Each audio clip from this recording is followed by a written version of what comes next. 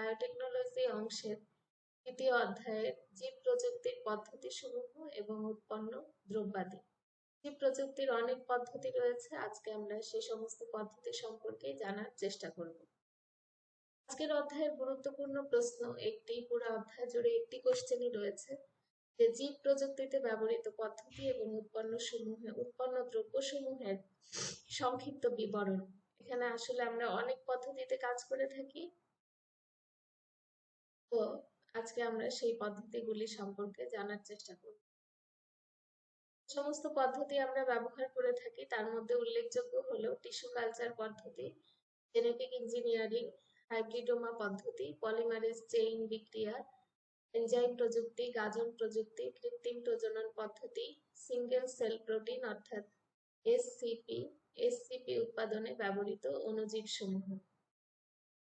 প্রথম যে পদ্ধতিটা খুবই জনপ্রিয় পদ্ধতি, টিস্যু কালচার পদ্ধতি। জীব প্রযুক্তির অনেক পদ্ধতির মধ্যে একটি হচ্ছে টিস্যু কালচার। এটি উদ্ভিদ বিজ্ঞানের একটি নতুন শাখা। উদ্ভিদের বিভিন্ন অংশে এক বা একাধিক কোষ থাকে, একই কাজ করে এমন ধরনের সম বা ভিন্ন আকৃতির কোষ সমষ্টিকে বলা হয় টিস্যু। একটি টিস্যুকে জীবাণুমুক্ত কোনো পুষ্টিবর্ধক মাধ্যমে চাষ ও বৃদ্ধি করাকে টিস্যু কালচার বা কোষকলা আবাদ বলা হয়ে থাকে। 1901 সালে সর্বপ্রথম আমেরিকান বিজ্ঞানী মর্গান এই মত ব্যক্ত করেন যে প্রতিটি সজীব উদ্ভিদ কোষেরই পূর্ণাঙ্গ উদ্ভিদে পরিণত হওয়ার ক্ষমতা রয়েছে। এই মতবাদকে বলা হয় টপিটেন্সি। 1902 সালে জার্মান উদ্ভিদ বিজ্ঞানী গোটিলার হাবারল্যান্ড প্রথম একটি উদ্ভিদ টিস্যুকে পুষ্টিবর্ধক মাধ্যমে স্থাপন করেন এবং পূর্ণাঙ্গ চারা তৈরি করেন। তিনি টিস্যু কালচারের জনক হিসাবে পরিচিত। তো টিস্যু কালচার পদ্ধতির মাধ্যমে উল্লেখিত টিস্যু থেকে অধিক সংখ্যক নতুন চারা উৎপাদন করা যায়। এক্ষেত্রে উদ্ভিদের কোনো বিচ্ছিন্ন অংশ বা অঙ্গবিশেষ যেমন পরাগরেণু, শীর্ষ বা পার্শ্বমুকুট, পর্ব ও মূলাংশ ইত্যাদি কোনো নির্দিষ্ট পুষ্টিবর্ধক মাধ্যমে জীবাণুমুক্ত অবস্থায় কালচার করা হয়। পুষ্টিবর্ধক মাধ্যমগুলিতে প্রয়োজনীয় সব উপাদান সরবরাহ করা হয়। টিস্যু কালচার পদ্ধতি বিভিন্ন প্রকৃতির হতে পারে, যেমন কক্ষমুকুল কালচার, মেরিস্টোম কালচার, মাইক্রোপ্রোপাগেশন, ক্যালাস কালচারের মাধ্যমে চারা উৎপাদন, দৈনিক কোষ থেকে ভ্রূণ উৎপাদন ও পরাগধানী কালচারের মাধ্যমে হ্যাপ্লয়েড উদ্ভিদ উৎপাদন ইত্যাদি বিভিন্ন প্রকারের হতে পারে। 1952 সালে মার্টিন নামক একজন বিজ্ঞানী মেরিস্টেম কালচারের মাধ্যমে রোগমুক্ত ডালিয়া ও আলু গাছের উদ্ভব ঘটান। তো টিস্যু কালচার পদ্ধতি কয়েকটি ধাপে সম্পন্ন করা হয়, যেমন মাতৃ উদ্ভিদ নির্বাচন, আবাদ মাধ্যম তৈরি, জীবাণুমুক্ত আবাদ প্রতিষ্ঠা, মূল উৎপাদক মাধ্যমে স্থানান্তর ও প্রাকৃতিক পরিবেশে তথা মাঠ পর্যায়ে স্থানান্তর। তো টিস্যু কালচারের সবচেয়ে সুবিধা হলো এ পদ্ধতিতে যেসব উদ্ভিদ বীজের মাধ্যমে বংশবিস্তার করে না সেগুলো চারাপ্রাপ্তি এবং স্বল্প ব্যয়ে দ্রুত সতেজ অবস্থায় স্থানান্তর করা যায়। এছাড়া বিলুপ্তপ্রায় উদ্ভিদ উৎপাদন ও সংরক্ষণ করা সম্ভব হয়। আর বাংলাদেশে টিস্যু কালচারের এরই মধ্যে অনেক সাফল্য অর্জিত হয়েছে। বিভিন্ন ধরনের দেশীয় ও বিদেশি অর্কিডের চারা উৎপাদন করা সম্ভব হয়েছে, যেমন কলার চারা, বেলের চারা, কাঁঠালের চারা ইত্যাদি। এছাড়া বিভিন্ন ডাল জাতীয় যে শস্য, বাদাম, পাটের চারা উৎপাদন করা হয়েছে। টিস্যু কালচার প্রয়োগ করে আলুর রোগমুক্ত চারা ও বীজ মাইক্রোটিউবার উৎপাদন করা সম্ভব হয়েছে। এখানে আমরা একটা চিত্রে দেখতে পাচ্ছি মাদার প্ল্যান্ট, যে ধাপগুলি রয়েছে, প্রথমে একটা মাদার প্ল্যান্ট সংগ্রহ করতে হবে এবং মাদার প্ল্যান্টের কর্ন নিয়েছে এবং এটাকে এটাকে প্রক্রিয়াজাত করে মাল্টিপ্লিকেশন করার সুযোগ দেওয়া হয়েছে এবং তারপরে এটাকে শুটিং অ্যান্ড রুটিং অর্থাৎ এটার মূল থেকে পরবর্তীতে আস্তে আস্তে চারা গজিয়েছে এবং প্রাইমারি ভাবে এটাকে হার্ডেনিং করা হয়েছে এবং সেকেন্ডারি হার্ডেনিং, এখানে সেকেন্ডারি পর্যায়ে এটাকে চারাটাকে বড় হওয়ার সুযোগ দেওয়া হয়েছে এবং এক পর্যায়ে এই চারা থেকে আবার মাতৃ উদ্ভিদ, এইভাবে পর্যায়ক্রমিক ভাবে টিস্যু কালচার পদ্ধতিটা চলছে। এবং আরেকটি যে শাখা জীব প্রযুক্তি সেটা হচ্ছে জেনেটিক ইঞ্জিনিয়ারিং। জেনেটিক ইঞ্জিনিয়ারিং, যা জেনেটিক মডিফিকেশন নামেও পরিচিত, এটি ডিএনএ পরিবর্তন করার একটি প্রক্রিয়া। এবং জেনেটিক ইঞ্জিনিয়ারিং হলো একটি প্রক্রিয়া যার মাধ্যমে বিজ্ঞানীরা কোনো জীবের জিনোম পরিবর্তন করেন, অর্থাৎ বায়োটেকনোলজির প্রসেসিং ব্যবহার করে কোনো জীবের জিনোমকে নিজের সুবিধা অনুযায়ী সাজিয়ে নেওয়াকেই জেনেটিক ইঞ্জিনিয়ারিং বলা হয়। জেনেটিক ইঞ্জিনিয়ারিং বিজ্ঞানীরা পৃথক জীবের বৈশিষ্ট্যগুলি বাড়ানোর বা সংশোধন করতে ব্যবহার করেন। এটি রিকম্বিনেন্ট ডিএনএ প্রযুক্তি এবং জিন থেরাপির সাথে জড়িত। জেনেটিক ইঞ্জিনিয়ারিং এর মূল যে উদ্দেশ্য সেটা হলো জিনগুলিকে পরিবর্তন করা এবং তার ফলাফল অধ্যয়ন করা, এবং জিনগতভাবে পরিবর্তিত সেই জিনটি বাণিজ্যিকভাবে ব্যবহার করা। এবং এই সংক্রান্ত পাঠ আমরা এর আগেও নিয়েছি। এবং এটি একটি প্রকৌশল প্রযুক্তি যেখানে আমরা জিনগত ডিএনএ অনুক্রম এবং জিন স্থানান্তর করতে পারি, এবং এর ফলে নতুন উন্নত জিন তৈরি হতে পারে যা নতুন কোনো উন্নত জিন আবিষ্কার করার সম্ভাবনা রাখে। বর্তমানে জেনেটিক ইঞ্জিনিয়ারিং এর ব্যবহার অনেক ক্ষেত্রেই হচ্ছে, তার মধ্যে চিকিৎসা ক্ষেত্র, গবেষণায়, শিল্প, কৃষি সহ আরো অনেক ক্ষেত্রে ব্যাপক প্রয়োগ হচ্ছে। জিন থেরাপি, যেখানে আপনি কোনো নির্দিষ্ট রোগের চিকিৎসা করার জন্য ত্রুটিযুক্ত ডিএনএ জায়গায় একটি সুস্থ ডিএনএ প্রয়োগ করতে পারবেন। শস্য বা পশু সম্পদকে আরো বাণিজ্যিকভাবে কার্যকর করার ক্ষেত্রে ব্যবহৃত হচ্ছে। উদ্ভিদ, প্রাণী এবং মানুষের মধ্যে ক্রিয়ামূলক জিনের সাথে ত্রুটিযুক্ত জিনগুলি প্রতিস্থাপন করা যাচ্ছে। বর্তমানে অন্ধত্ব প্রতিরোধে ভিটামিন এ দিয়ে চাল তৈরি করছে। গোল্ডেন রাইসের কথা আমরা প্রথম দিকেই পড়েছি। এর মাধ্যমে ইনসুলিন, হিউম্যান গ্রোথ হরমোন এবং ভ্যাকসিন তৈরি করা হচ্ছে। এবং জীব প্রযুক্তির আরো একটি যে পদ্ধতি সেটি হচ্ছে হাইব্রিডোমা পদ্ধতি। এটা হচ্ছে ইঁদুরের ক্যান্সার আক্রান্ত কোষ আর স্প্লিনে একটি নির্দিষ্ট অ্যান্টিজেনের কারণে উৎপন্ন বি লিম্ফোসাইট নিয়ে হাইব্রিডোমা টেকনিক ব্যবহারের মাধ্যমে মনোক্লোনাল অ্যান্টিবডি তৈরির পদ্ধতি আবিষ্কার করেন জর্জ কোলার ও সিজার মিলস্টেইন। অনেক আগেই এমন একটি পদ্ধতির স্বপ্ন দেখেছিলেন পল এলিক। তিনি এর নাম দিয়েছিলেন ম্যাজিক বুলেট, কারণ তার চিন্তায় ছিল এমন একটি রাসায়নিক যৌগ যা শুধুমাত্র রোগাক্রান্ত কোষকেই ধ্বংস করবে, শরীরের সুস্থ কোষের কোনো ক্ষতি করবে না। তো মনোক্লোনাল অ্যান্টিবডিও তার উচ্চতর সুনির্দিষ্টতার কারণে শুধুমাত্র টার্গেট কোষের উপরই কাজ করতে পারে, যা রোগ নিরাময়ে অনেক ভালো কাজ করে। বর্তমানে অনেক ক্যান্সার চিকিৎসায় অনেক মনোক্লোনাল অ্যান্টিবডি ব্যবহৃত হচ্ছে, যা ক্যান্সার চিকিৎসার পার্শ্ব প্রতিক্রিয়া বিবেচনায় অন্যান্য উপায়গুলির চেয়ে অনেক বেশি নিরাপদ। তাই ক্যান্সার চিকিৎসায় অনেক সম্ভাবনার হাতছানি আশা করা যায় মনোক্লোনাল অ্যান্টিবডি দ্বারা চিকিৎসার সাফল্যের মাধ্যমে। আমরা এখানে একটা চিত্র দেখতে পাচ্ছি যেখানে ইঁদুরের থেকে তার যে অ্যান্টিবডি, যে mouse is immunized with antigen X and mouse spleen produced plasma cell that secretes antibodies against the antigen, অর্থাৎ অ্যান্টিবডি সিক্রেশন করে, যে অ্যান্টিবডি নির্দিষ্ট অ্যান্টিজেনের বিরুদ্ধে যে অ্যান্টিবডি সংগ্রহ করে সেটা এখান থেকে নেওয়া হলো ইমিউনাইজেশনের মাধ্যমে। তারপরে 2 নাম্বার ধাপে সেই যে সেলগুলি, অর্থাৎ সেই cell unable to produce antibodies আর সিলেক্টেড, অর্থাৎ সেটা যে সিলেক্টেড যে অ্যান্টিবডি সেটা প্রডিউস করতে আনএবল, অসমর্থ। তারপরে কি হলো যে mouse স্প্লিন is removed, plasma sell from স্প্লিন isolated and mixed with myeloma cell fusion in induced to produce hybridoma।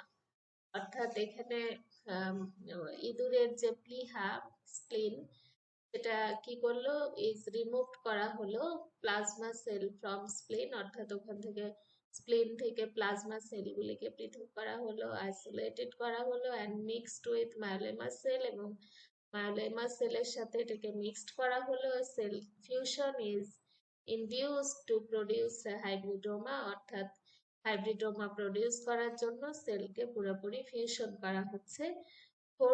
Fourth যে ধাপ সেটাতে সেল আর ট্রান্সফারেড টু এইচএটি মিডিয়াম, অর্থাৎ এইচএটি মিডিয়ামে সেটাকে ট্রান্সফার্ড করা হয়েছে সবগুলিকে। 5 number, hybridoma that produce antibodies specific to antigen X, অর্থাৎ specific অ্যান্টিজেনের বিরুদ্ধে সে অ্যান্টিবডি প্রডিউস করতে পারে, অর্থাৎ এক্স অ্যান্টিজেনের বিরুদ্ধে স্পেসিফিক অ্যান্টিবডি সে প্রডিউস করতে পারে। Are selected and given to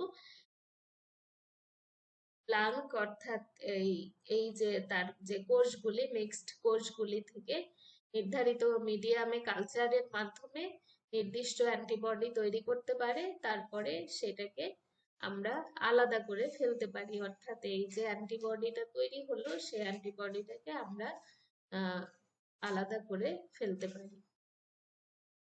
এইভাবেই অ্যান্টিবডিটা তৈরি করা হয় এবং এটা পরে ক্যান্সার চিকিৎসায় ব্যবহৃত হয়।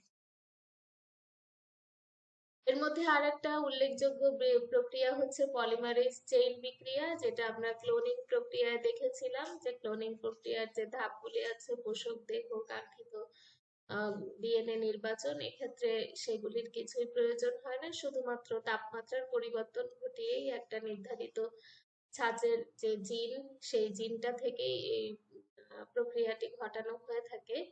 তো আমরা এই সম্পর্কে গত ক্লাসেই পড়েছি যে পলিমার শৃঙ্খল বিক্রিয়া হচ্ছে এমন একটি প্রক্রিয়া যে প্রক্রিয়া ব্যবহৃত হয় একটি ডিএনএ অণুর মিলিয়ন বিলিয়ন প্রতিলিপি তৈরিতে, এবং যার মাধ্যমে এটি বিজ্ঞানীদের সহায়তা করে একটি ডিএনএ অণুর সূচকীয় হারে অনেকগুলো প্রতিলিপি তৈরির মাধ্যমে ডিএনএ কে বিস্তারিতভাবে অধ্যয়ন করতে।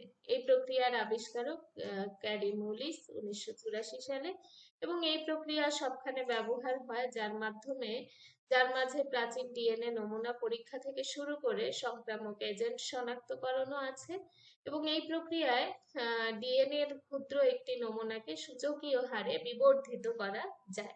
এবং আমরা জানি যে ক্লোনিং করতে গেলে এখানে যেহেতু খুব ক্ষুদ্র বিষয় নিয়ে কাজ করা হয়, এজন্য অনেকগুলি নমুনা নিয়ে কাজ করা হয়, যার কারণে ডিএনএ বিবর্ধিত হওয়াটা খুবই প্রয়োজন হয়ে পড়ে। তো এখানে আমরা জানি যে পলিমারেজ চেইন বিক্রিয়া পিসিআর মেশিনের সাহায্যে কম্পিউটারাইজ প্রযুক্তিতে তাপমাত্রার পরিবর্তন ঘটিয়ে খুব সহজেই একটি নমুনাকে সূচকীয় হারে বিবর্ধিত করা যায়।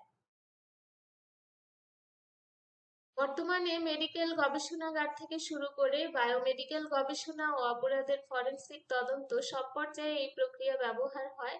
অধিকাংশ ক্ষেত্রে পলিমার শৃঙ্খল বিক্রিয়া পদ্ধতি তাপীয় চক্র নামক প্রক্রিয়ায় সম্পন্ন করা হয়, যেটা আমি আগেই বলেছি। তাপীয় চক্র বিক্রিয়কগুলোকে বারবার ঠান্ডা ও গরম করে, অর্থাৎ তাপমাত্রা একবার উচ্চ তাপ এবং আরেকবার নিম্ন তাপ করে বিভিন্ন তাপমাত্রার দ্বারা বিক্রিয়ার মুখোমুখি করে, যার মাঝে ডিএনএ বিগলন ও এনজাইম প্রভাবিত ডিএনএ প্রতিলিপিকরণ উল্লেখযোগ্য। এই বিক্রিয়ার দুটি মূল বিক্রিয়ক ব্যবহার হয়, এর একটি প্রাইমার এবং অপরটি হচ্ছে DNA polymerase. DNA polymerase enzyme এখানে গুরুত্বপূর্ণ ভূমিকা পালন করে। প্রায় সব ধরনের পলিমার শৃঙ্খল বিক্রিয়ায় তাপ সহ্যকারী এক ধরনের ডিএনএ পলিমারেজ এনজাইম ব্যবহার করা হয়, যার নাম হচ্ছে টিএকিউ পলিমারেজ এনজাইম। এই এনজাইম থার্মাস অ্যাকুয়াটিক্স নামক এক প্রকারের থার্মোফাইল ব্যাকটেরিয়া থেকে আলাদা করা হয়। তো এখানে আমরা পিসিআর পদ্ধতির ধাপগুলিকে দেখতে পাচ্ছি যে কি কি ধাপে এখানে স্টেপ ওয়ানে দেখা যাচ্ছে যে ডিন্যাচারিং 95 ডিগ্রি সেন্টিগ্রেড টেম্পারেচার এখানে দেওয়া হচ্ছে। এখানে একটা ডিএনএ যেটা 5 প্রাইম থেকে 3 প্রাইমের দিকে ডিএনএ টেমপ্লেট স্ট্যান্ড দেখা যাচ্ছে, এবং ডিএনএ প্রাইমারকে দেখা যাচ্ছে এখানে ডিএনএ প্রাইমার্স ফসফেট গ্রুপ, এখানে ডিএনএ পলিমারেজ এনজাইম কে দেখা যাচ্ছে, ডিএনএ পলিমারেজ এনজাইম প্রয়োগ করা হলো এই জায়গায়। তারপরে 2 ডিএনএ স্ট্যান্ডস, অর্থাৎ এই যে এখানে যে ডিএনএ স্ট্যান্ডস দুইটা, এখানে প্যারেন্টস ডিএনএটাকে দেখা যাচ্ছে। প্রথমে প্যারেন্টস ডিএনএটার উপরে এই অর্থাৎ এই তাপমাত্রা প্রয়োগ করা হলো। এই তাপমাত্রা প্রয়োগ করার ফলে এই যে নিউক্লিওটাইডস অর্থাৎ ডাই যে পেপটাইড বন্ডগুলি আছে, এটিপি, জিটিপি, টিটিপি, সেগুলি আলাদা আলাদা ভাবে এখানে সংযুক্ত হলো। অর্থাৎ দ্বিতীয় স্টেপ 2 তে এখানে দ্বিতীয় যে বন্ধনীটা অর্থাৎ দ্বিতীয় যে স্ট্যান্ডটা, সেই স্ট্যান্ডটা এখানে তৈরি হওয়ার বিষয়টি এখানে দেখিয়েছে। এই থার্ড স্টেপে যে এই যে এখানে 3 প্রাইম থেকে 5 প্রাইম এখানে যেহেতু তার বিপরীতটা ঘটে থাকে, তো তার বিপরীত প্রান্ত অর্থাৎ 5 প্রাইম থেকে 3 প্রাইমের দিকে যেটা হবে সেটা তৈরি হচ্ছে ডিএনএ পলিমারেজ এনজাইমের প্রভাবে, সেটা তৈরি হচ্ছে। তারপরে এখানে এই যে টিকিউ পলিমারেজ এনজাইম প্রয়োগ করা হলো এবং তাপমাত্রা কমিয়ে দেয়া হলো 72 ডিগ্রি সেলসিয়াস তাপমাত্রার দেওয়ার ফলে দেখা যাচ্ছে যে এখানে এনজাইমের প্রভাবে এই জায়গায় ডাবল সূত্রটা তৈরি হচ্ছে। অর্থাৎ এখানে 3 প্রাইম থেকে 5 প্রাইম, এখানে 5 প্রাইম থেকে 3 প্রাইমের দিকে তৈরি হচ্ছে এবং একটা পর্যায়ে যে এখানে তৈরি হতে হতে একটা পর্যায়ে গিয়ে এখানেও যে রিপিট আবার সাইকেলটাকে আবার রিপিট করা হচ্ছে এবং এখানে তৈরি হয়ে গেল পুরা দুইটা ডাবল স্ট্যান্ড যেটা সেটা তৈরি হয়ে গেল। অর্থাৎ ডিএনএ যে ডাবল স্ট্যান্ড সেটা তৈরি হলো এবং এভাবেই ডিএনএর প্রতিলিপি তৈরি করা হয় পিসিআর পদ্ধতির মাধ্যমে। এরপরে আরেকটা যে প্রযুক্তি সেটা হচ্ছে এনজাইম প্রযুক্তি। এনজাইম হচ্ছে এক ধরনের জৈব রাসায়নিক অনুঘটক বা উৎসেচক পদার্থ। এনজাইম বিভিন্ন রাসায়নিক বিক্রিয়ায় অংশগ্রহণ করে বিক্রিয়ার গতিকে ত্বরান্বিত করে, এটা আমরা জানি। তো ব্যাকটেরিয়া ও ছত্রাক উভয় প্রকার অণুজীবের প্রজাতিরা আবাদ মাধ্যমে এনজাইম তৈরি করে। কোনো কোনো অণুজীবের এনজাইম আবাদ মাধ্যমে মিশ্রিত হয়, তাদেরকে বহিঃকোষীয় এনজাইম বলে। আবার কোনো কোনো অণুজীবের এনজাইম কোষের মধ্যে সীমাবদ্ধ থাকে, তাদেরকে অন্তঃকোষীয় এনজাইম বলে।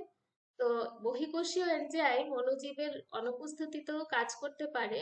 ঔষধ ও অন্যান্য কাজে প্রচুর এনজাইম দরকার হয় এনজাইম তৈরির জন্য, তাই এনজাইম শিল্প গড়ে উঠেছে। অ্যাসপারগিলাস, পেনিসিলিয়াম, মিউকর ও রাইজোপাস থেকে বিভিন্ন প্রকার এনজাইম মিশ্রিত করে বিভিন্ন কাজে লাগানো হচ্ছে। অণুজীব থেকে amylase, invertase, protease, pectinase, catalase, cellulase, lactase, lipase প্রভৃতি বিভিন্ন প্রকার এনজাইম অধিক পরিমাণে উৎপাদন করে বিভিন্ন উদ্দেশ্যে ব্যবহার করা হচ্ছে। এনজাইম শিল্পের কারখানায় বিজ্ঞানীরা উপযুক্ত আবাদ মাধ্যমে উপযুক্ত প্রজাতি নির্বাচন করে প্রচুর পরিমাণে এনজাইম তৈরি করে থাকেন এবং বর্তমানে এনজাইম দ্বারা এই সব শিল্পে এনজাইম ব্যবহার করা হচ্ছে। অর্থাৎ বায়োক্যাটালাইসিস, বায়োটেক আর&ডি তে, তারপরে ডায়াগনস্টিক সেন্টারে ব্যবহার করা হচ্ছে, ফুড অ্যান্ড বেভারেজে ব্যবহার করা হচ্ছে, এনিম্যাল ফিডে ব্যবহার করা হচ্ছে, ফার্মাসিউটিক্যালসে ব্যবহার করা হচ্ছে, বায়োফুয়েল হিসাবে ব্যবহার করা হচ্ছে এবং অনেক হাউস হোল্ড আইটেমেও এই এনজাইম ব্যবহার করা হচ্ছে। এছাড়াও আমাদের দেশে বস্ত্র শিল্প ও পোশাক প্রস্তুতকারী কারখানায় বিভিন্ন পর্যায়ে প্রচুর পরিমাণে রাসায়নিক দ্রব্যাদি ব্যবহার করা হয়, যা পরিবেশের জন্য মারাত্মক ক্ষতিকর। এসব রাসায়নিক দ্রব্যাদির পরিবর্তে এনজাইম ব্যবহার করা যেতে পারে। এনজাইম পরিবেশ বান্ধব, পচনশীল ও বিষাক্ত নয়। তাই এটা ব্যবহার করলে আমাদের পরিবেশের ক্ষতি হবে না। বর্তমানে আমাদের দেশের বস্ত্রশিল্প ও পোশাক প্রস্তুতকারী কারখানাগুলিতে পরিবেশ বান্ধব অ্যামাইলেজ, সেলুলোজ ইত্যাদি এনজাইম ব্যবহার শুরু হয়েছে। বাণিজ্যিকভাবে এসব এনজাইম উৎপাদনের জন্য এখন পর্যন্ত দেশে কোনো প্রযুক্তি উদ্ভাবিত হয়নি, এমনকি এ ধরনের কোনো শিল্প প্রতিষ্ঠানও গড়ে ওঠেনি। বিগত বছরে দেশে প্রায় 150 কোটি টাকার এনজাইম আমদানি হয়েছে। এজন্য গবেষণা প্রকল্পের প্রধান উদ্দেশ্য দেশে বাণিজ্যিকভাবে এনজাইম উৎপাদনের কৌশল উৎপাদন করা। তাহলে আমরা দেখতে পাচ্ছি এনজাইম আসলে বর্তমানে ইন লিভিং থিংসে কিভাবে এনজাইম ব্যবহৃত হচ্ছে। চিজ তৈরিতে, ব্রেড তৈরিতে, alcohol, washing powder, dairy milk, chocolate, baby food, এগুলিতে কিভাবে এনজাইমকে ব্যবহার করা হচ্ছে। এবং এটা জৈব পদার্থ বিধায় এটার কোনো সাইড এফেক্ট নেই এবং পরিবেশের জন্য নিরাপদ। এবার আরেকটা পদ্ধতি, গাজন পদ্ধতি। ইন্ডাস্ট্রিয়াল বায়োলজিস্টদের কাছে ফার্মেন্টেশন অর্থ ভিন্ন। আমরা ফার্মেন্টেশন বা গাজন বলতে যেটা বুঝি যে এটাকে জাস্ট কয়েকদিন রেখে দিলে এটা পচে যে একটা পদার্থ নতুন কিছু তৈরি হয়, মানে জৈব পদার্থ নতুন ভাবে পচে গিয়ে যেটা তৈরি হয় সেটাই হচ্ছে ফার্মেন্টেশন। কিন্তু প্রাণ রসায়নবিদদের কাছে ফার্মেন্টেশন হলো এক প্রকার জৈব রাসায়নিক প্রক্রিয়া যেখানে জৈব যৌগ ইলেকট্রন গ্রহীতা বা ইলেকট্রন দাতা হিসেবে কাজ করে। অন্যদিকে ইন্ডাস্ট্রিয়াল বায়োলজিস্টদের কাছে ফার্মেন্টেশন হলো অণুজীবের ব্যাপক আবাদের মাধ্যমে পণ্য উৎপাদন করা। প্রাণ রসায়নবিদদের সংজ্ঞা মতে গাজন শুধুমাত্র অবাত শ্বসন প্রক্রিয়া, অপরদিকে ইন্ডাস্ট্রিয়াল মাইক্রোবায়োলজিস্টরা অবাধ ও সবাদ উভয় ধরনের প্রক্রিয়াকেই গাজন হিসাবে ধরেন। তো শিল্পক্ষেত্রে 5 প্রকার গাজন প্রক্রিয়াটা গুরুত্বপূর্ণ, যেখানে স্বয়ং অণুজীব অর্থাৎ বায়োমাস পণ্য হিসাবে তৈরি হয়, যেখানে অণুজীবের উৎসেচক তৈরি হয়, যে ক্ষেত্রে অণুজীবের দ্বারা উৎপন্ন কোনো যৌগ তৈরি হয়, যে ক্ষেত্রে রিকম্বিনেন্ট পণ্য উৎপন্ন হয়, এবং যে ক্ষেত্রে ফার্মেন্টারে যোগ করা কোনো যৌগের পরিবর্তন সাধন হয়। এই প্রক্রিয়াকে মাইক্রোবিয়াল ট্রান্সফরমেশন বলা হয়ে থাকে। তাহলে গাজন প্রক্রিয়াকে আসলে আহ আমরা যে দৃষ্টিকোণ থেকে দেখি ইন্ডাস্ট্রিয়াল মাইক্রোবায়োলজিস্টরা সেই দৃষ্টিকোণ থেকে দেখেন না। আমাদের এবং তাদের দৃষ্টিকোণের ডিফারেন্স রয়েছে। এবং আসলে এই প্রক্রিয়ায় যে এখানে ক্যাশো অ্যাপেল জুস থেকে কিভাবে ফার্মেন্টেশন প্রক্রিয়ায় তৈরি হচ্ছে, বলে ইথানল তৈরি হচ্ছে, extract with cold water and ethanol 12%, এবং সেখান থেকে কিভাবে আমরা অ্যালকোহল পাচ্ছি সেটাকে এখানে দেখানো হয়েছে। যে ফার্মেন্টেশন উইথ ল্যাক্টোব্যাসিলাস ক্যাসেল, এখানে অ্যান্ড এই এই যে প্রক্রিয়ার মাধ্যমে extraction with cold water and ইথানলের প্রয়োগের মাধ্যমে আমরা এখান থেকে কিভাবে অ্যালকোহল তৈরি করছি সে জিনিসটা এই জায়গায় দেখানো হয়েছে। কৃত্রিম প্রজনন পদ্ধতি, এটাও আমাদের দেশে খুবই মানে প্রচলিত একটি পদ্ধতি, যেটা আমাদের দেশের গবাদি পশুর ক্ষেত্রে এই পদ্ধতিটা প্রয়োগ করা হয়, আগে থেকেই হয়ে আসছে পদ্ধতিটা। আমাদের দেশে গবাদি পশু তথা গরুর কৃত্রিম প্রজনন বেশ জনপ্রিয়। কৃত্রিম প্রজননের মাধ্যমে উন্নত জাতের গবাদি পশু উৎপাদনের মাধ্যমে খামারিরা লাভবান হচ্ছেন। তবে বিভিন্ন কারণে কৃত্রিম প্রজনন সফল হয় না। তার কারণ হচ্ছে বীজের গুণাবলী। বীজ ভালো না হলে যেমন খেতে ফসল ভালো হয় না, তেমনি বীজ ভালো না হলে বাচ্চা উৎপাদনের হারও তেমন ভালো হয় না। বীজ পরীক্ষা না করে ব্যবহার করা, বীজের গুণগত মান সঠিক না থাকা, মৃত শুক্রাণুযুক্ত বীজ ব্যবহার করা, দুর্বল শুক্রাণুযুক্ত বীজ ব্যবহার, স্ট্র বা বীজ ভায়ালের মাধ্যমে প্রয়োজনের তুলনায় শুক্রাণুর সংখ্যা কম থাকা, বীজের পরিমাণ কম দেয়া, অনুর্বর সারের বীজ ব্যবহার এবং জীবাণু দ্বারা শুক্রাণু সংক্রমিত হওয়া, এসব কারণে কৃত্রিম প্রজনন পদ্ধতিটা আমাদের দেশে খুব একটা সফল হয় না। এখন আমরা সিঙ্গেল সেল প্রোটিন সম্পর্কে জানবো। সিঙ্গেল সেল প্রোটিন বা SCP আর dried cell of microorganism which can be used as dietary protein supplements, অর্থাৎ ডায়েটারি প্রোটিন সাপ্লিমেন্ট হিসাবে আমরা সিঙ্গেল সেল প্রোটিন গ্রহণ করে থাকি। এটা মাইক্রো অর্গানিজমের থেকে সংগ্রহ করা হয় They are used as animal feed and can be used for human feed as protein supplement, অর্থাৎ প্রোটিন সহায়ক হিসাবে সেটা এনিম্যাল ফিড হিসাবেও গ্রহণ হতে পারে, আবার মানুষের ক্ষেত্রেও সেটা গ্রহণ করা হচ্ছে। Also called novel food and mini food, এটাকে নোভেল ফুডও বলা হচ্ছে আবার মিনি ফুডও বলা হচ্ছে। তো বর্তমানে এই জিনিসগুলি আসলে জনপ্রিয়তা লাভ করেছে। ডায়েটারি প্রোটিন সাপ্লিমেন্ট হিসেবে যারা ডায়েট করে, তারা যাদের প্রোটিনের দরকার হয়, কার্বোহাইড্রেট বাদ দিয়ে যারা প্রোটিন গ্রহণ করে, তারা এই ধরনের সিঙ্গেল সেল প্রোটিন যুক্ত খাবার খেয়ে পুষ্টি চাহিদা পূরণ করছে।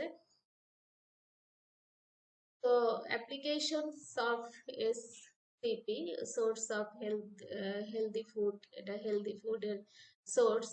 যেমন এক ধরনের এসসিপি আছে যেটার নাম হচ্ছে স্পিরুলিনা, হয়তো তোমরা অনেকে এটার নাম শুনে থাকবে। এটা provide with high amount of protein, আমাদেরকে খুব হাই অ্যামাউন্ট প্রোটিন দিয়ে থাকে। Provides with vitamins, amino acid, mineral, fibres etcetera.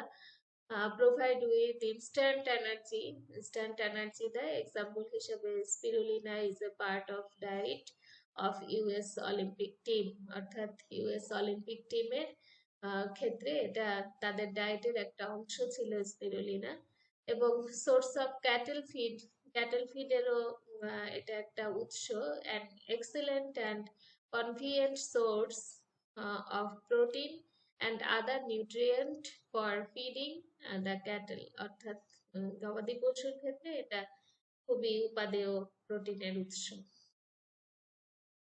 এখন এসসিপি অর্থাৎ সিঙ্গেল সেল প্রোটিন উৎপাদনে কি কি অণুজীব ব্যবহৃত হচ্ছে? জন্মলগ্ন থেকেই মাইক্রোবায়োলজির একটি বায়োটেকনোলজির একটি অবিচ্ছেদ্য অংশ। বহির্বিশ্বে ইন্ডাস্ট্রিয়াল মাইক্রোবায়োলজি ও ফার্মেন্টেশন টেকনোলজিকে ভিত্তি করে গড়ে উঠেছে শত শত বায়োটেক কোম্পানি। এসব কোম্পানি অণুজীব ব্যবহার করে যে সমস্ত পণ্য উৎপাদন করে তাদেরকে চারটি শ্রেণীতে ভাগ করা যায়। একটা হচ্ছে প্রথম বিপাকীয় পণ্য, অর্থাৎ প্রাইমারি মেটাবলিটস, এবং এটা হচ্ছে অণুজীব চাষের শুরুতে ট্রফোফোজে দশায় অণুজীব তাদের নিজেদের বৃদ্ধি ও পুষ্টির জন্য কিছু বিপাকীয় পণ্য উৎপাদন করে, যা প্রাথমিক বিপাকীয় পণ্য নামে পরিচিত। সাধারণত amino acid, nucleotide, protein, carbohydrate, lipid, vitamin, organic acid ও অ্যালকোহল প্রাথমিক বিপাকীয় পণ্য হিসাবে অণুজীব চাষের মাধ্যমে উৎপাদন করা হয়। মাধ্যমিক বিপাকীয় পণ্য, অণুজীব চাষের শেষ পর্যায়ে যখন সরবরাহকৃত খাদ্যের পরিমাণ কমে যায়, তখন খাদ্য গ্রহণের প্রতিযোগিতায় টিকে থাকার জন্য অণুজীব বিভিন্ন বিপাকীয় পণ্য নিঃসরণ করে, যা মাধ্যমিক বিপাকীয় পণ্য নামে পরিচিত।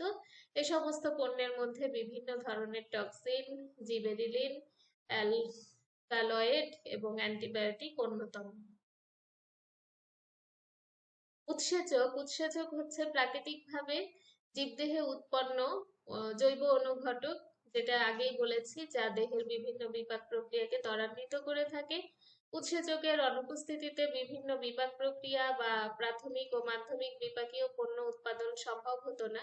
তো গাজন প্রক্রিয়ায় উৎপাদিত উৎসেচক সাধারণত কোষের বাইরে এবং অল্প কিছু কোষের ভিতরে মিশ্রিত হয়, ফলে অণুজীব চাষের শেষে এদের সংগ্রহ করা সম্ভব হয়। এবং বায়োমাস অনেক সময় অণুজীব, মাইক্রোবিয়াল প্রোটিন বা সিঙ্গেল সেল প্রোটিন উৎপাদনের জন্য চাষ করা হয়, যা বিশ্বে প্রোটিনের চাহিদা মেটাতে সক্ষম হয়েছে। আমাদের চারপাশে প্রচুর পরিমাণে অণুজীব থাকে। মাটি, পানি, বাতাস ছাড়াও বিভিন্ন চরম পরিবেশেও এরা জন্মাতে পারে, যেমন থার্মাস অ্যাকুয়াটিস ব্যাকটেরিয়া আগ্নেয়গিরির জ্বালামুখে জন্মায়, যা থেকে টিকিউ ডিএনএ পলিমারেজ এনজাইম পাওয়া যায়, এবং এই enzyme PCR polymerase chain reaction মেশিনে ব্যবহৃত হয়। বিভিন্ন পরিবেশে জন্মানো খুব কম সংখ্যক অণুজীব আছে যা থেকে গুরুত্বপূর্ণ পণ্যের বাণিজ্যিক উৎপাদন সম্ভব। তাই কোনো পণ্যের বাণিজ্যিক উৎপাদন শুরু করার পূর্বে প্রয়োজন সঠিক অণুজীব বাছাইয়ের পর স্ট্রেইন পৃথক করা এবং গুণগত মানে পরিবর্তন আনার জন্য স্ট্রেইনের উন্নয়ন করা। তো বিভিন্ন ধরনের মাইক্রো অর্গানিজম ব্যবহার করা হচ্ছে এই সমস্ত সিঙ্গেল সেল প্রোটিন উৎপাদনের জন্য। ফানজাই, ইস্ট, অ্যালজি, ব্যাকটেরিয়া এ ধরনের বিভিন্ন অণুজীবকে আমরা কাজে লাগাচ্ছি এসসিপি প্রোডাকশনের জন্য। সিঙ্গেল সেল প্রোটিন আমরা দেখতে পাচ্ছি, এর মধ্যে স্পিরুলিনা রয়েছে, ক্লোরেলা রয়েছে, বিভিন্ন প্রকার এসসিপি, তার মধ্যে protein, chlorella, spirulina, east biomass, mushroom এগুলি উল্লেখযোগ্য। তো ক্লোরেলা কি জিনিস? শৈবাল আন্তর্জাতিকভাবে স্বীকৃত একটি মূল্যবান সামুদ্রিক সম্পদ। বিশ্বব্যাপী শৈবাল থেকে খাদ্যপণ্য, ঔষধি পণ্য, প্রসাধনী পণ্য, সার, বায়োফুয়েল ও পরিবেশ দূষণ রোধক পণ্য উৎপাদন করছে। লবণাক্ত, আধা লবণাক্ত পানির পরিবেশে এটি জন্মে এবং সহজে চাষাবাদ করা যায়। জানা যায় বাংলাদেশে 19টি উপকূলীয় জেলার 147টি উপজেলায় প্রায় 3 কোটি লোক বসবাস করে এবং যাদের অধিকাংশই প্রত্যক্ষ ও পরোক্ষভাবে সামুদ্রিক সম্পদ আহরণের সাথে জড়িত। এদের ন্যূনতম একটি অংশকে শৈবাল চাষে কাজে লাগানো গেলে শৈবাল উৎপাদন এবং রপ্তানি করে প্রচুর আয় করা অত্যন্ত সহজ হবে। এবং জনাব ওমর হাসান ফ্যালকন ইন্টারন্যাশনালের স্বত্বাধিকারী দীর্ঘ 8 বছর ধরে শৈবাল নিয়ে চাষ করছেন, যার ফলে তিনি চাষ করে 2015 সালে মাত্র 1 মেট্রিক টন রপ্তানির মাধ্যমে $16,000 আয় করেন। গত বছর পর্যন্ত তিনি একটি প্রজাতির মাত্র চাষ করেছেন এবং এবছর 26টি প্রজাতির শৈবালের চাষ তিনি শুরু করেছেন, যা একদম সমুদ্র উপকূলে। সরকার থেকে 37 একর উপকূলীয় জায়গা লিজ নিয়ে পরীক্ষামূলকভাবে তিনি শৈবালের চাষ শুরু করেন। গত বছর 2015 পর্যন্ত 8 মেট্রিক টন সিউড উৎপাদন করতে সক্ষম হয় এবং এ থেকে 1 মেট্রিক টন রপ্তানি করে $16,000 আয় হয়। অবশিষ্ট সিউইড সিউইড তিনি কি করেছিলেন? গবেষণা কাজে তিনি ব্যবহার করেছিলেন এবং এইসব উৎপাদনে তার খরচ হয়েছে $1,25,000 এবং এবছর 2 থেকে 3 মেট্রিক টন রপ্তানির চেষ্টা হচ্ছে। এবং সমুদ্রে ক্লোরেলা শৈবাল পাওয়া যায় পাউডার অবস্থায়। এই ক্লোরেলার মূল্য 1 কেজি ক্লোরেলার মূল্য $3,80,000। এটিও চাষ করা যায়, তবে শুধুমাত্র ল্যাবরেটরিতে চাষ করা যায়। আর স্পিরুলিনা এটাই একটি নীলাভ সবুজ শৈবাল। এটি সাধারণত পানিতে জন্মে, তবে সামুদ্রিক শৈবাল হিসাবে এটি বেশি পরিচিত। স্পিরুলিনা নামটি নেওয়া হয়েছে মূলত ল্যাটিন শব্দ স্পিরা থেকে, যার অর্থ সর্পিলাকার বা পাকানো, কারণ স্পিরুলিনা দেখতে সর্পিলাকার হয়ে থাকে। এটি সাধারণত সালোক সংশ্লেষণ প্রক্রিয়ার মাধ্যমে শক্তি উৎপাদন করে থাকে। স্পিরুলিনা সাধারণত সবজি হিসাবে খাওয়া হয়। নামটি অপরিচিত হলেও এতে প্রায় সব ধরনের নিউট্রিয়েন্ট রয়েছে। উপাদান, এর মধ্যে প্রোটিন রয়েছে 60 থেকে 70%, যার বেশিরভাগই এসেনশিয়াল অ্যামাইনো অ্যাসিড দিয়ে তৈরি। কার্বোহাইড্রেট 15% হিসাবে থাকে, গ্লাইকোজেন ফ্যাট থাকে 5 থেকে 8%, 8%। মূলত এসেনশিয়াল ফ্যাটি অ্যাসিড যেমন গামা লিনোয়েলিক অ্যাসিড বেশি থাকে। এছাড়াও মিনারেলস এর মধ্যে রয়েছে আয়রন, ম্যাগনেসিয়াম, ক্যালসিয়াম, পটাশিয়াম এবং সেলেনিয়াম। ভিটামিনের মধ্যে রয়েছে vitamin A, B1, B2, B3, B6, B12, vitamin E ও ভিটামিন কে। আর ন্যাচারাল পিগমেন্টের মধ্যে উল্লেখযোগ্য হলো ক্লোরোফিল, জ্যান্থোফিল, বিটা ক্যারোটিন এবং ফাইটোসায়ানিন। সুপারফুড এটি, এতে সব ধরনের পুষ্টি উপাদান বিদ্যমান থাকায় একে সুপারফুড বলা হয়। সুপারফুড বলার আরো কয়েকটি কারণ আছে। এতে মাছ ও গরুর মাংসের তুলনায় 3 গুণ এবং ডিমের তুলনায় 6 গুণ বেশি প্রোটিন রয়েছে। সয়াবিনের তুলনায় 2 গুণ বেশি মিনারেল রয়েছে। আটার চেয়ে 4 গুণ বেশি ফাইবার এবং খাদ্য আঁশ রয়েছে। এতে গাজরের তুলনায় 5 গুণ এবং পালং শাকের তুলনায় 40 গুণ বেশি ক্যারোটিন রয়েছে। দুধের তুলনায় 10 গুণ বেশি ক্যালসিয়াম রয়েছে। এতে পালং শাকের তুলনায় 65 গুণ বেশি এবং গরুর মাংসের তুলনায় 30 গুণ বেশি আয়রন থাকে। এটি পুষ্টি সমৃদ্ধ একটি সবজি। এটা কি আরো কি কি কাজ করে? গর্ভবতীর রক্ত স্বল্পতা রোধ করে, রক্ত পরিষ্কার করে, হৃদরোগের ঝুঁকি কমায়, ক্যান্সার রোগ থেকে রক্ষা করে, হজম শক্তি বাড়ায়, কিডনিকে রক্ষা করে। মাশরুম, মাশরুম শব্দটির সাথে আমরা সবাই এখন পরিচিত। এটি এক ধরনের ছত্রাক এবং এদের অধিকাংশই প্যাসিডি ও মাইকোপোটা এবং কিছু অ্যাসকোমাইকো তার অন্তর্ভুক্ত। অন্যান্য উদ্ভিদের ন্যায় মাশরুমের সালোক সংশ্লেষণ প্রক্রিয়ার মাধ্যমে খাদ্য তৈরির জন্য সূর্য থেকে আলোর প্রয়োজন পড়ে না। চীন, কোরিয়া সহ বিভিন্ন ইউরোপীয় দেশসমূহে কয়েক ধরনের খাদ্য উপযোগী মাশরুম রান্না করার মাধ্যমে অত্যন্ত জনপ্রিয়তা অর্জন করেছে। বাংলাদেশেও আধুনিক খাবার হিসেবে মাশরুমের ব্যাপক বিস্তৃতি ঘটেছে। যে সকল ব্যক্তি মাশরুম সংগ্রহ করে খায় তারা মাইক্রোভেজিস্ট এবং মাশরুম খাদক হিসেবে পরিচিত হন। মাশরুম খোঁজার প্রক্রিয়াকে সাধারণত মাশরুমিং বা মাশরুম শিকারী নামে অভিহিত করা হয়। গণপ্রজাতন্ত্রী চীন বিশ্বের সর্ববৃহৎ খাবার উপযোগী মাশরুম উৎপাদনকারী দেশরূপে পরিচিতি পেয়েছে। দেশটি বিশ্বের মোট উৎপাদনের প্রায় অর্ধেক মাশরুম উৎপাদনকারী হিসেবে স্বীকৃত। প্রতি বছর 1 বিলিয়নেরও অধিক জনগোষ্ঠীর জন্য মাথাপিছু 2.7 কিলোগ্রাম মাশরুম তারা উৎপাদন করে থাকে। তো মাশরুমের যে প্রকারভেদ, এটা হচ্ছে অ্যাগারিক্স, এটা একাধারে এ জাতীয় মাশরুম খাবার উপযোগী বা ভক্ষণযোগ্য, বিষাক্ত এবং মাদক প্রকৃতির হয়ে থাকে। বোটেলেটস বোটেলেটস এই গ্রুপের অধিকাংশ ভক্ষণযোগ্য এবং অনেকের কাছে সুস্বাদুকর খাদ্যরূপে বিবেচনা হয়ে থাকে। বাংলাদেশ থেকে বড় ফুটুস নামের একটি গটের জেনাসের মাশরুম প্রথমবারের মতো 2012 সালে আবিষ্কৃত হয়েছে এবং এটি বড়ফুটুস ঢাকানুস নামে পরিচিতি লাভ করেছে।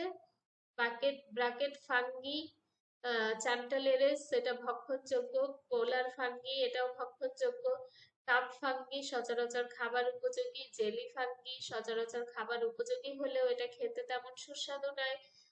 পলিপোরেস বোটোলেটসের অনুরূপ, তবে অর্থাৎ ভক্ষণযোগ্য এবং অনেক লোকের কাছে সুস্বাদুকর খাদ্যরূপে বিবেচিত। সাইকেডেলিক এটি স্ট্রমোস নামেও পরিচিত। তো এরকম আসলে অনেক ধরনের মাশরুম রয়েছে। অধিকাংশ প্রজাতির মাশরুম দেখতে একই ধরনের দেখতে, সেজন্য মাশরুম সংগ্রহকারীদের রাসায়নিক উপাদান সম্পর্কে যথেষ্ট সচেতন থাকতে হয়। আর খাবার উপযোগী মাশরুম বিভিন্ন সংস্কৃতিতে বিভিন্নভাবে রান্না করে খায়। এ ধরনের মাশরুম সাধারণত খামারে চাষ করা হয়, তবে বিশ্বের অনেক স্থানের সাধারণ জনগণ শৈশবকাল থেকে ভক্ষণযোগ্য ও সুস্বাদু প্রকৃতির বুনো মাশরুমের সাথে পরিচিত হয়ে থাকেন। এখন আমরা জীব প্রযুক্তির মাধ্যমে উৎপন্ন দ্রব্য সম্পর্কে জানবো। এতক্ষণ বিভিন্ন পদ্ধতি সম্পর্কে আমরা পড়ছিলাম। এখন কি কি উৎপন্ন দ্রব্য হয়ে থাকে? জীব প্রকৌশল কৃষি ক্ষেত্রে যে সমস্ত পণ্য উৎপাদন করেছে তার মধ্যে অনন্য বৈশিষ্ট্যের জিএম শস্য তৈরি করা হচ্ছে জিন প্রকৌশলের মাধ্যমে। যেমন আগাছানাশক, হার্বিসাইড প্রতিরোধী শস্য উদ্ভিদ জমিতে আগাছা নির্মূল করার জন্য বিভিন্ন ধরনের আগাছানাশক রাসায়নিক ব্যবহার করা হয়। এটা আগাছা প্রতিরোধ করা গেলেও শস্য উদ্ভিদের বেশ ক্ষতি হয়, তাই আগাছানাশক প্রতিরোধী শস্য জাত আবিষ্কারের ফলে এই সমস্যা দূর করা সম্ভব। ভাইরাস প্রতিরোধী উদ্ভিদ তৈরি করা হচ্ছে, উচ্চ পুষ্টিগুণ সম্পন্ন শস্য উদ্ভিদ তৈরি করা হচ্ছে। গোল্ডেন রাইসের কথা আমরা এর আগেও শুনেছি। ঘাত সহনশীল শস্য উদ্ভিদ, বন্যা, খরা, মাটির লবণাক্ততার কারণে বিজ্ঞানীরা এগুলির থেকে মুক্ত থাকার জন্য বিভিন্ন উদ্ভিদ তৈরি করেছেন। তো জিএম, আরেকটা বিষয় আমাদের জানা দরকার যে জিএম প্রযুক্তি বলতে শুধুমাত্র এক জীবের জিন অন্য জীবে স্থাপন করাকেই বোঝায় না। অনেক ক্ষেত্রে কোনো জিনের প্রতিস্থাপন ছাড়াই একটি জীবের নির্দিষ্ট জিনের কার্যক্ষমতা হ্রাস কিংবা বৃদ্ধি শুরু বা বন্ধ করার মাধ্যমে সে জীবের বৈশিষ্ট্য পরিবর্তন করা যায়, যা জিএম প্রযুক্তির অন্তর্ভুক্ত। জিএম প্রযুক্তি এবং সংকরায়ন অর্থাৎ হাইব্রিডাইজেশন প্রক্রিয়ার পার্থক্য হচ্ছে সংকরায়ন প্রক্রিয়ার মাধ্যমে একই প্রজাতির দুটি কাছাকাছি এবং উন্নত জাতের জীবের মধ্যে প্রজনন ঘটিয়ে অপেক্ষাকৃত উন্নত জাত তৈরি করা হয়। আর জিন প্রকৌশল বা জিএম প্রযুক্তির ক্ষেত্রে প্রজাতির সীমাবদ্ধতা নেই। অণুজীব থেকে বহুকোষী জীব, প্রাণী থেকে উদ্ভিদ কিংবা উদ্ভিদ থেকে প্রাণী, সর্বক্ষেত্রে জিন প্রকৌশল সম্ভব যদি তাদের সম্পর্কে পর্যাপ্ত প্রয়োজনীয় জ্ঞান থাকে। চিকিৎসা ক্ষেত্রে জীব প্রযুক্তি অনেক কাজ করছে। আসলে ওষুধ শিল্পে জীব প্রযুক্তির ব্যাপক প্রয়োগ রয়েছে। ইন্টারফেরন তৈরি, বিভিন্ন ধরনের ভ্যাকসিন তৈরি, তারপরে রেড বায়োটেকনোলজির ক্ষেত্রে চিকিৎসা শাস্ত্রে বিভিন্ন থেরাপি, কৃত্রিম অঙ্গ তৈরি, কৃত্রিম হরমোন তৈরি, স্টেম কোষ প্রভৃতি তৈরি। এছাড়া অচিরেই আমরা আরো কিছু পরিবর্তন, চমকপ্রদ পরিবর্তন আমরা দেখতে পাবো, যে human head transplant, medical 3D printing, কৃত্রিম বুদ্ধিমত্তা, পরীক্ষাগারে অঙ্গ তৈরি, পোর্টেবল ডায়াগনস্টিক ডিভাইস ইত্যাদি আসলে মেডিকেল টেকনোলজিতে ব্যাপক পরিবর্তন আনতে সক্ষম হবে। আর ওষুধ শিল্পে জেনেটিক ইঞ্জিনিয়ারিং অনেক অবদান রাখে, সেটা আর বলার অপেক্ষা রাখে না। বায়োটেকনোলজিক্যাল ড্রাগ, অ্যান্টিবায়োটিক, ভ্যাকসিন এবং বিভিন্ন রোগের চিকিৎসার জন্য ব্যবহৃত হরমোন উৎপাদন করার পথ তৈরি করেছে, যেমন হিউমেলিন, রিকম্বিনেন্ট ডিএনএ ইনসুলিন, যা ডায়াবেটিসের ঔষধ। এছাড়া ড্রাগ মেডিসিনের ট্রায়ালে জেনেটিক ইঞ্জিনিয়ার জিন ব্যবহার করে ওষুধের কার্যকারিতা পরীক্ষা করা হচ্ছে।